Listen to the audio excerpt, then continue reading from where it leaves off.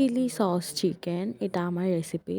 এটার জন্য লাগবে প্রথমে ময়দা, তার মধ্যে কর্নফ্লাওয়ার, তার মধ্যে আমি একটু দিয়ে দিব মরিচের গুঁড়া, তারপর একটু লবণ, তারপরে একটু জিরা গুঁড়া দিয়ে আমি একটু ঘুটঘুটো করে নিব, মাখায় নিব।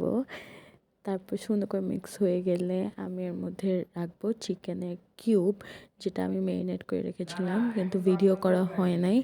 তো এইসব চিকেন কিউবগুলো দেওয়ার পরে আমি সুন্দর করে এটা ময়দার সাথে কোট করে নিব, সুন্দর করে হাত দিয়ে মেখে মেখে কোট করে নিব।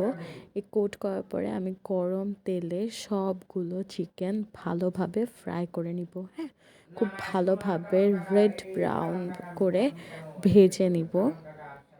একটু সময় নিয়ে ভাজতে হবে। আমি এই সবগুলো চিকেন ভাজা হয়ে গেলে একটা সুন্দর পাত্রে তুলে রাখবো। তারপরে আমি একটা ফ্রাই প্যানে তেল নিয়ে নিয়েছি, তার মধ্যে একটু রসুন কুচি দিয়ে আর একটু চিলি ফ্লেক্স, অ্যাকচুয়ালি এটা আমার বাসায় চিলি, মানে আমি কেটে কেটে তারপর দিয়েছি।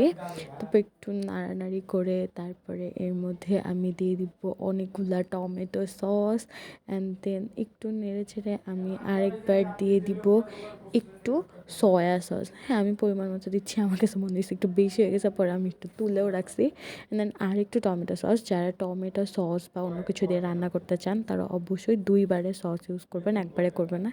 তারপর আমার কাছে আর একটু চিলি ফ্লেক্স ছিল, তো ওইটুকু চিলি ফ্লেক্স আমি দিয়ে দিছি। একটু চিনি দিয়ে আবার ওই ভাজা চিকেনগুলো যেগুলো আমি ফ্রাই করে রেখেছিলাম ওই চিকেনগুলো দিয়ে আমি আরেকবার গুটু গুটু গুটু গুটু গুটু করে নিব। তাহলেই হয়ে যাবে আমার মজার চিলি সস চিকেন, অ্যান্ড এটা এত মজা হয়। অ্যান্ড লাস্টলি আমি একটু দিয়ে দিলাম সাদা তিল।